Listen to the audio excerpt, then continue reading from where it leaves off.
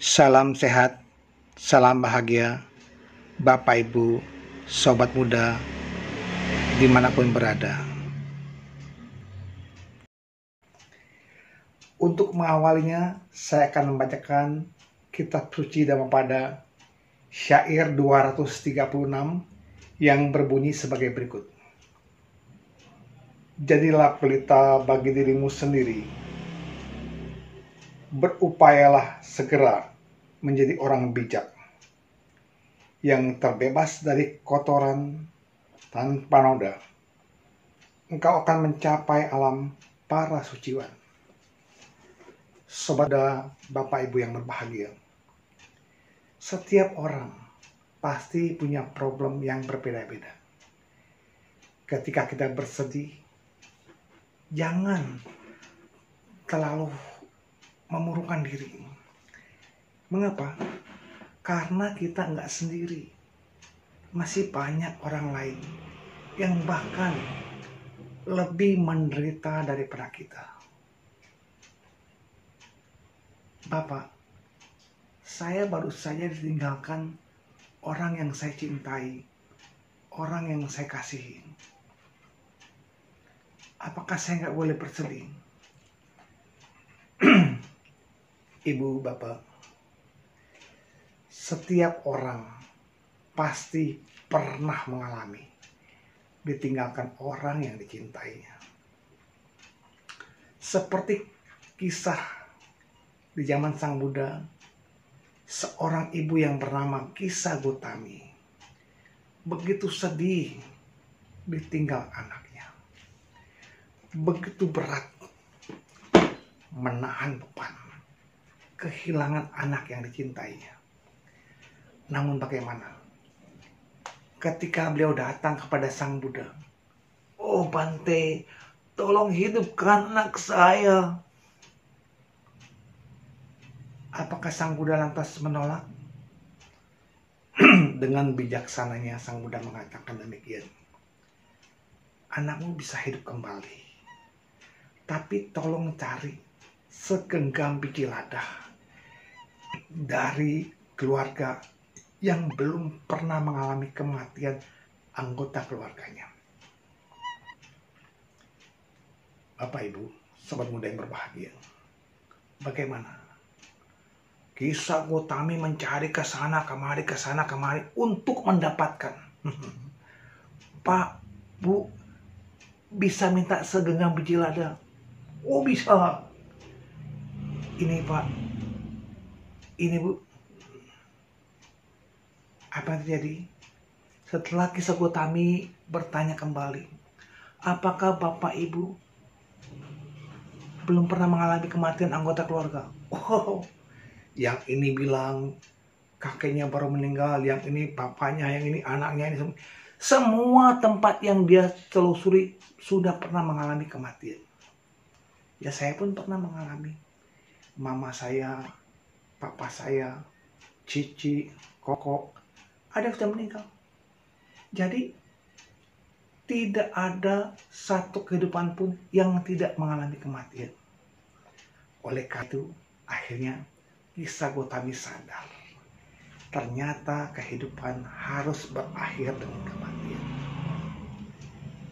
Bapak Ibu Sobat Muda, ketika kita mengalami hal demikian, memang ketika kita menghibur orang lain bisa gampang, menghibur orang lain gampang, tetapi pada saat kita mengalami, aduh, tak seindah seperti yang kita katakan, tak semudah seperti yang kita ucapkan.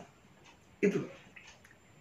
Namun demikian, Bapak Ibu Sobat Muda, ketika kita mengalami hal-hal demikian, sadarilah, kita nggak sendiri kok.